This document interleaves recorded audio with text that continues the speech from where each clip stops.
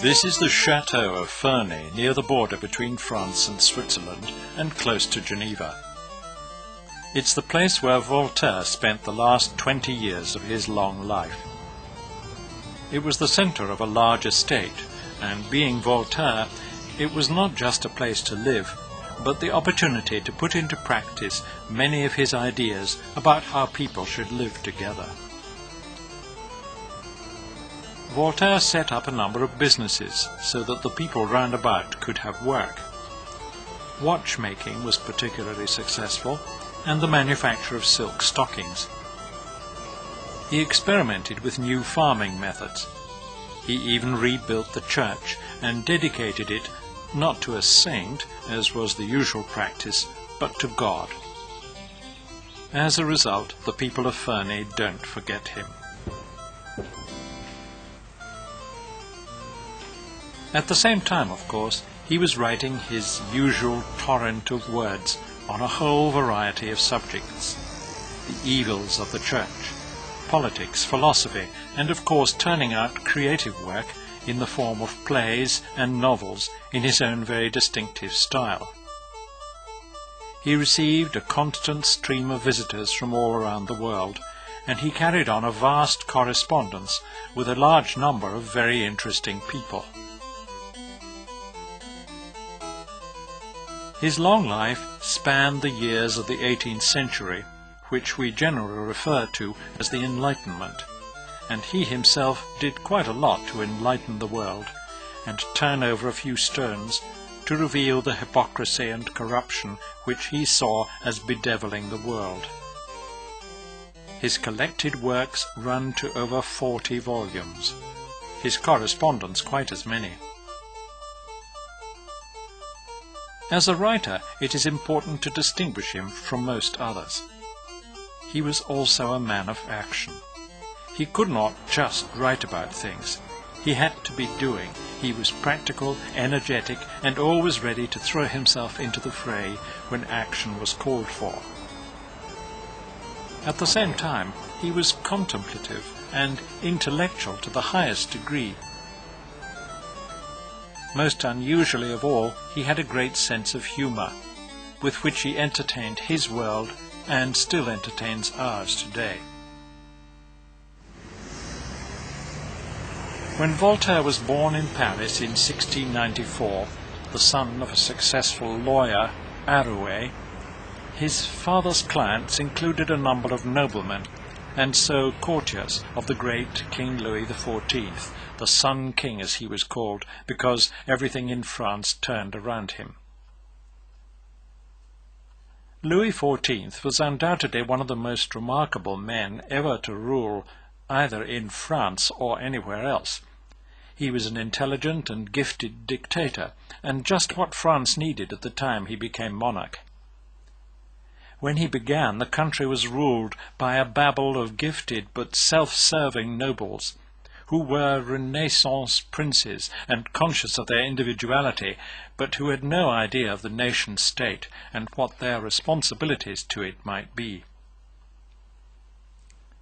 In England, in the 17th century, when they had problems with the government and the king would not do what they wanted, they cut off the king's head and established the primacy of the bourgeois parliament. Of course, in England they then brought the king's son back in the form of Charles II, but with greatly reduced powers. Never again was England to be ruled by a despotic king. Parliament had the power. In France, however, they had Louis XIV. When he was finished, certainly the nobles were severely curbed, and power was slipping away to the new merchants and bourgeoisie. But the patterns of rule he had laid down were to wither for another 65 years or so before the French Revolution, when, like the English, the king was deposed and finally executed for misusing his power. At his palace of Versailles, at the time of Voltaire's birth, all the power was gathered into Louis's hands. Courtiers who wanted any influence had to stay at court and master the art of hiding their true feelings, and always be ready with the right words of flattery. The people they had to flatter were most often the line of women who came to be the king's mistresses, women like Madame de Maintenon. It was all a question of influence and money. Talent might get you noticed, but you could as quickly rise as fall if you did not have the right backers. The gardens of Versailles underline one simple thing, however: form and order. Louis gave this to the French, you might say. Things had to be done the right way. Order was everything. This was a huge change from the disorder of previous reigns, and it set the stage for the enlightenment in thought and style which was to characterize the century of Voltaire.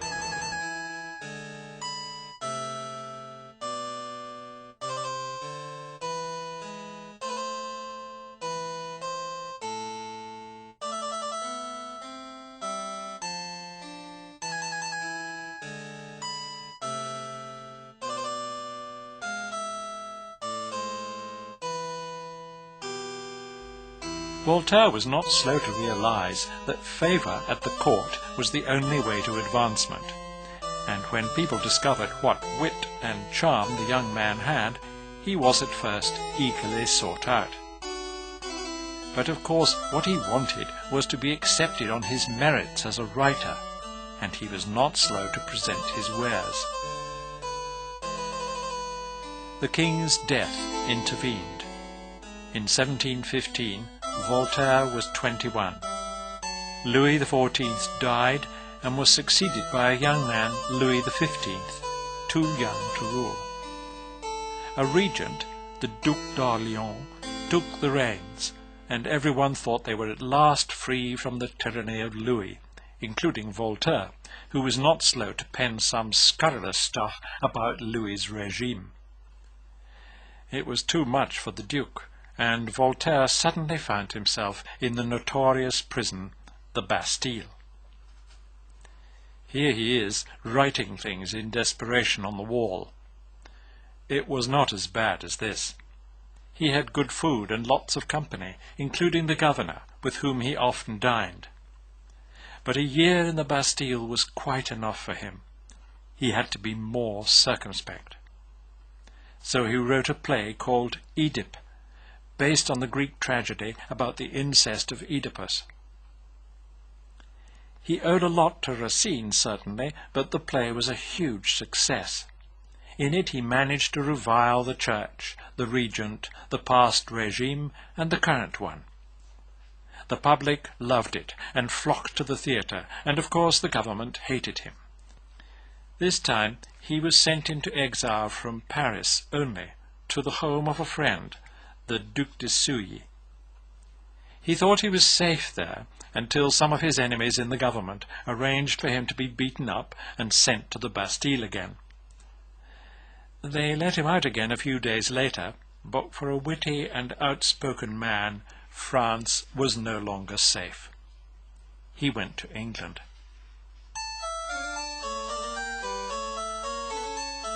He already had a good English friend in Lord Bolingbroke, who had married a Frenchwoman and lived for a time in France.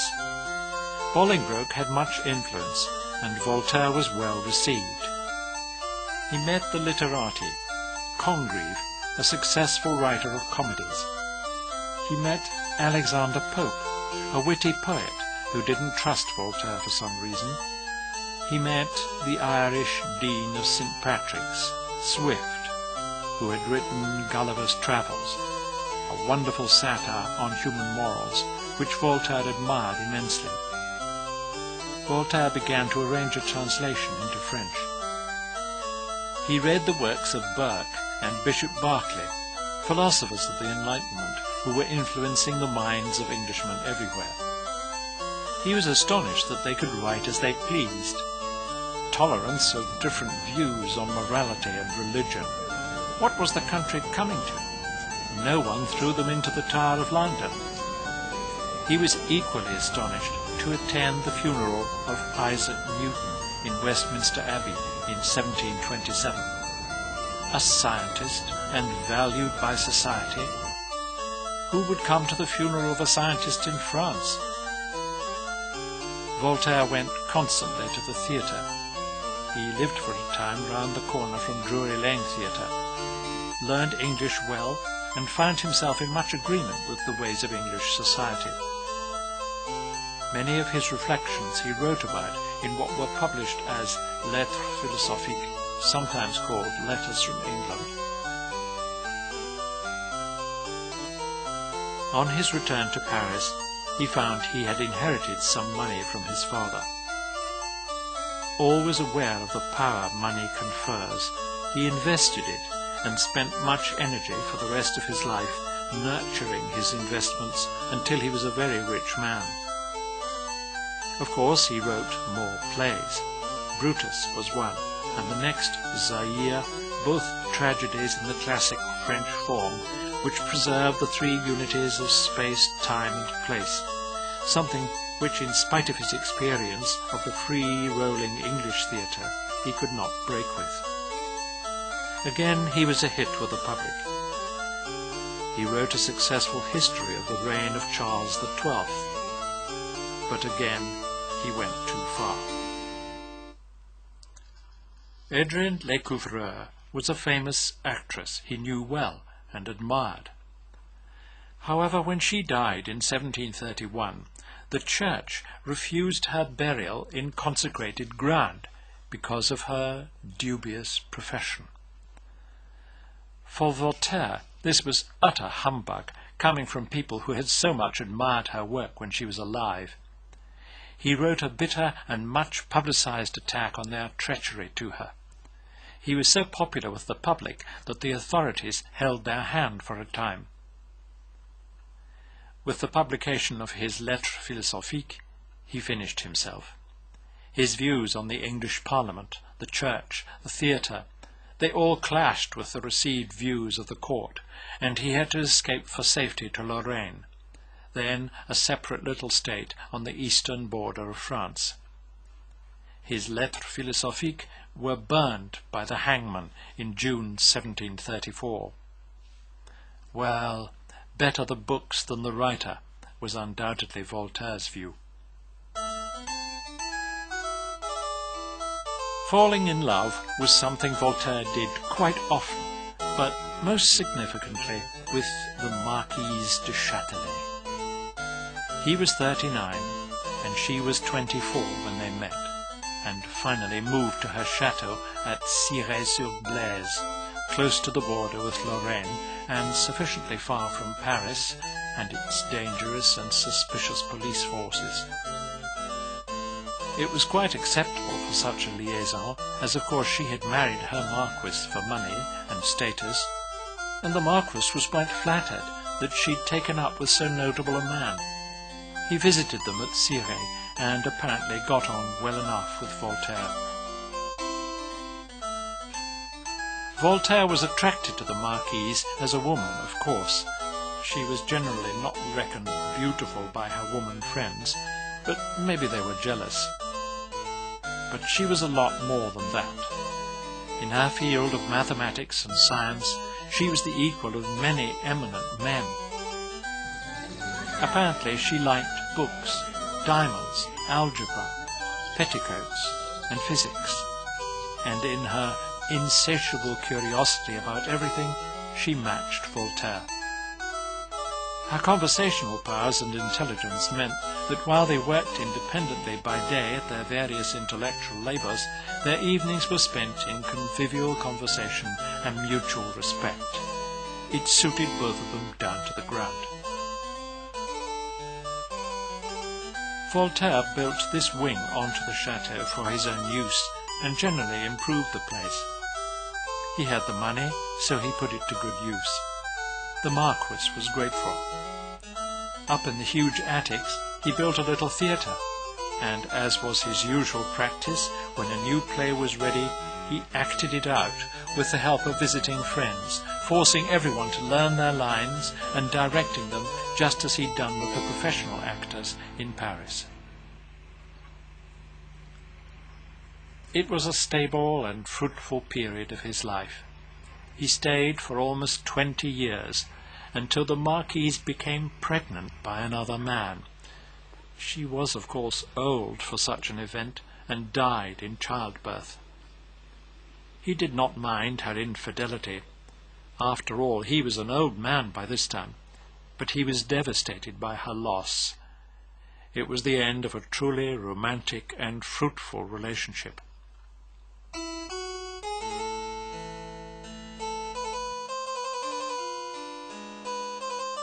For many years, Frederick II, King of Prussia, known as the Great, had been an admirer of Voltaire. He was an unusual king for his time, the nearest thing to a liberal despot, if that is possible.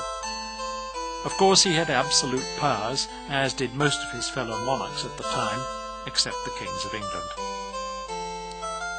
In the 18th century, a king could call, "Off with his head," and off it came. Not with Frederick. He stopped executing people altogether, a quite astonishing move for any king to make. He began erecting public buildings and improving roads to make things work more effectively. He introduced schemes of education for the common people.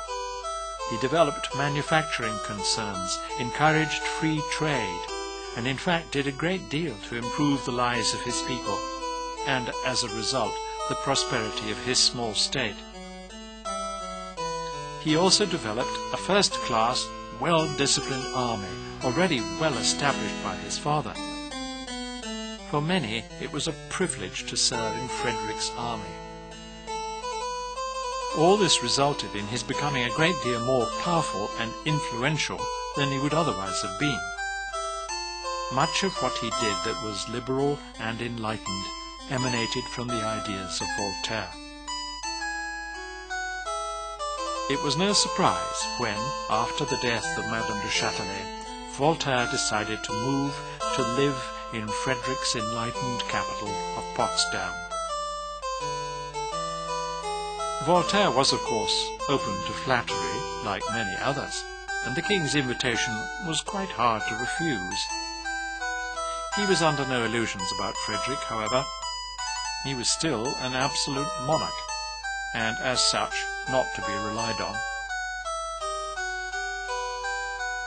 Still, Frederick did try. He was musical and played the flute reasonably well. He tried to get Voltaire to teach him to write poetry in French, in which he was fluent.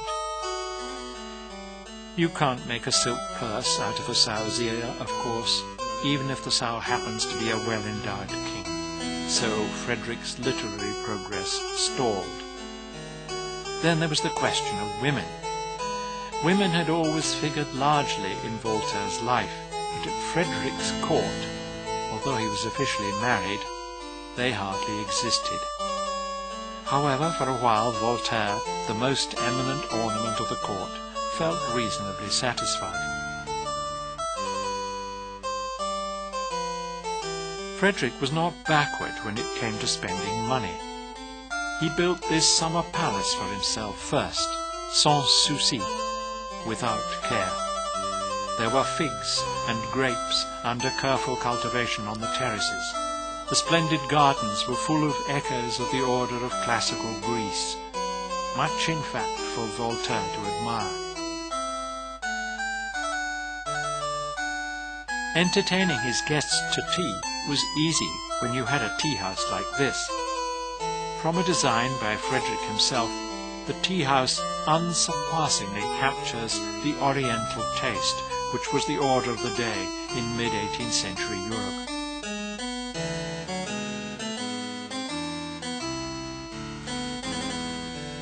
But as kings do, Frederick, once he'd achieved his goal of capturing Voltaire, got a bit tired of him, as Voltaire did of the king. Two events drove them apart. A scientist called Maupertuis, well known in Europe, had been the leading light in Berlin before Voltaire came. Maupertuis had some mad schemes about founding the perfect society in the bowels of the earth. Voltaire could not resist writing a comic poem about this. Called Diatribe of Dr. Akakia, it made merciless fun of Maupertuis, Frederick's favourite scientist. Voltaire himself read it to Frederick, who laughed his head off, but of course forbade publication. Voltaire agreed, but naturally he could hardly bury his funniest lines, so somehow the work got around, and Frederick was suitably furious.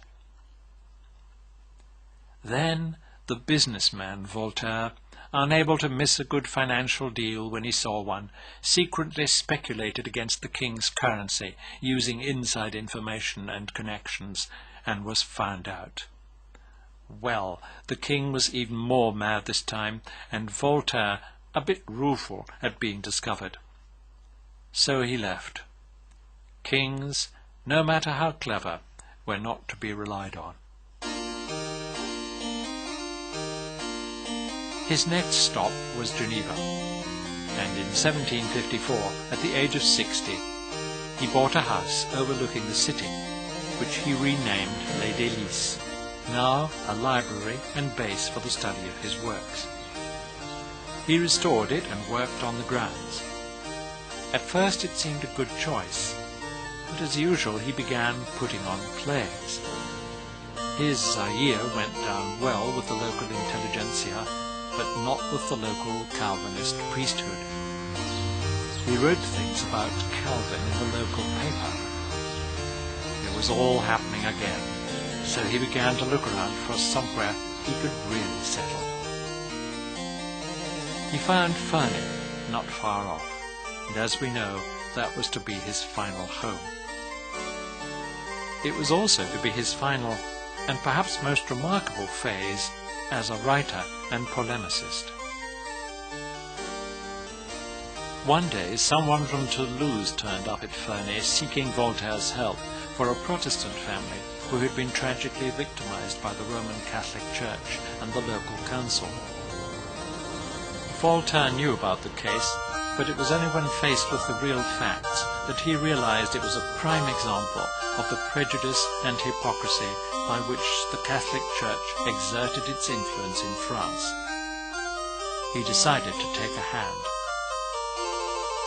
The eldest son in the family had committed suicide, and his father, known to dote fondly on his lost son and much respected in Toulouse, a largely Catholic town in Languedoc in southeastern France, was accused of murder, tortured, and eventually died in prison. It was a hugely unjust affair, and Voltaire fought the case for over 3 years. He pulled every string imaginable. He petitioned all his many friends at the French court. He even called in Frederick's help. He bribed information out of people and generally exposed the self-serving priesthood and the corrupt ways of the local town council. Eventually the Calas affair ended with a posthumous pardon for the old man Calas and remarkable support for the injured family. Voltaire's personal campaign to écraser l'infâme, which can be translated as wipe out corruption in high places, was brought perfectly into relief by this Calas affair, and it helped to increase his reputation as one of the great liberal minds of the French Enlightenment. Staying with Voltaire at Ferney was his niece, Madame d'Enghien, and a Jesuit priest with whom he played chess. It's not hard to imagine the arguments they had. Visitors poured in from all over Europe, and his correspondence continued at a frenetic pace. One of the most prominent among these was the Empress Catherine of Russia, who was greatly interested in his ideas and who did her best to implement some of them in her court. She tended to look for merit rather than birth when she was choosing her advisers, and she rewarded them well and treated them well, winning from them good service and loyalty. Catherine admired him so much that she negotiated to buy his library when he finally left Ferney, and housed it in a specially built building in the Hermitage, where it is today. At 65, Voltaire wrote Candide, a short novel about the absurdities of man's nature. It is the work by which he is best known today, something which would no doubt surprise him not a little. But it is charming and witty, and a perfect example of his power to knock mankind on the head and reassure at the same time. If ever anyone understood that there are no hard and fast rules in life, that nothing is perfect, but that life is worth living for all that, it was Voltaire. Voltaire had spent his life more or less as an exile, but his reputation for standing up for integrity, for scorning humbug, for supporting people no matter what their birth or station in life, had become legendary. So it was wonderful for him to be invited back to Paris in his last year of life. When he arrived, he announced to a friend that he had interrupted his death agony to come along and shake his hand. His last play, Irene, was put on at the Comédie Française. It was a tremendous success. He met the American Benjamin Franklin, who had so much to do with setting up the new American state after the American Revolution. They got along famously. And then he died. Would the Church allow the burial of so heretical a man in consecrated ground? Just in case it would not, his friends whisked his body away to a churchyard outside Paris, where it lay until the Revolution. In an extraordinary scene, it was brought back by the revolutionaries and reburied in the Pantheon, burial place of the great of France. Voltaire might have liked the honour, but at the thought of the horrors of the Revolution he must have spun in his new grave. Without a doubt, Voltaire showed that the pen is indeed mightier than the sword. In his writing, he encapsulated the ideas of the 18th century Enlightenment in ways that are easily understood by the ordinary man. He encourages us above all to be absolutely clear in our ideas and our expression of them. But most of all, perhaps, we remember Voltaire because it is so reassuring to know that there has been someone in our world who was not afraid to debunk the foolish fads and fancies of humanity, or to unmask the dreary people who try to assume authority over us and tell us what we should think or not think. That's his greatest legacy. The great sculptor Houdin captured him perfectly in that smile, both scornful and benevolent at the same time. It is not easily forgotten.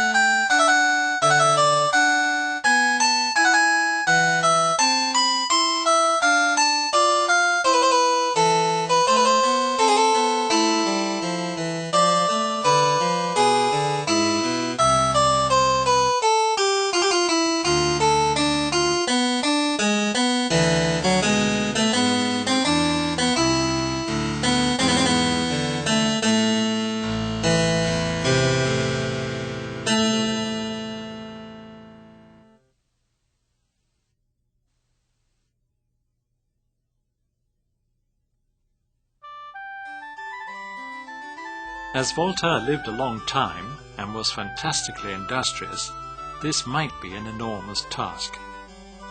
However, he is now known by only a few works, and even fewer of these are found in translation.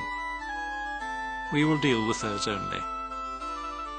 They fall into 4 groups: plays, mostly written in verse, history, philosophy, and novels. There exist around 8,000 of his delightful letters. Plays. He wrote around 50 full-length plays, most of them tragedies, the first when he was 18 and the last when he was 80. He was certainly considered by his peers as the dramatist of the age, and quite the superior of Shakespeare. If translations can be found, then half a dozen or so might be worth reading. They are rarely staged, because they are not at all our kind of theatre. The titles, Oedipe, Brutus, La Mort de César, and Tancred, suggest their classical subjects. Others, Zaire, Mohammed, L'Orphelin de la Chine, the Orphan of China, suggest the taste of the times for things oriental. But they were extraordinarily successful with his audiences and the actors and the theatre managers because they could all be read as commentaries on the times. He nursed them, rewrote them, carefully watched the reactions to them in the theatre, and made sure all his effects worked to the full. And of course, more often than not, he was a wanted man because the authorities could not stomach his work. History. Voltaire was a serious scholar, and his approach to writing history was in his age new, and the beginnings of enlightened history writing which continues today. His most important works are a history of the time of the French kings Charles XII, Louis XIV, and Louis XV. He wrote also a history of the Empire of Russia under Peter the Great. He collected evidence of every sort to make his work as accurate as possible. His writing ranged over a wide range of human activity, as he did not feel history was just political events. And although recent research has opened up information he did not have access to, his judgments and approach remain sound. Philosophy. Voltaire wrote many pieces on philosophy, but his thinking is best encapsulated in a work known as Lettres philosophiques, or sometimes Letters from England, as he wrote them while he was in exile in England for 3 years. They are inspired by the differences he found between English and French life, particularly the freedoms enjoyed by the English in thought and expression. They cover many aspects of social life in a haphazard way, and many are concerned, not surprisingly, with literature. But they are approachable and delightful to read, even if he spends a lot of energy shafting the aspects of the French system, particularly religion, which he despises. Voltaire was a true European, in that he saw the human race as having more in common than the nationalist blindness of his time would allow. Needless to say, he learned to speak English perfectly. Novels. He wrote about 25 short novels. His writing is satirical, of course. He's making fun of the foibles of the human race. But to take his most popular work today, he'd probably be astonished at this, Candide, he satirizes with a warmth and a humanity, an amused tolerance, perhaps, which makes his work marvelous to read. Voltaire was no saint himself, and he did not lack self-knowledge, so the failures of his heroes and heroines are dealt with so amusingly and sympathetically that we are with them to the end. Others worth reading are Zadig, Memnon, The Vision of Babuk and Bababek. This last one is about fakirs, or people that Voltaire chose to call fakirs, people who try to impress others with their uniqueness. The writing of all these is imaginative, subtle, and at times touching, and of course often uproariously funny. We are supposed to have progressed in openness and honesty since the time of Voltaire, but there is little here that is really so strange to us. The essence of Voltaire. Read Candide and the Lettres philosophiques.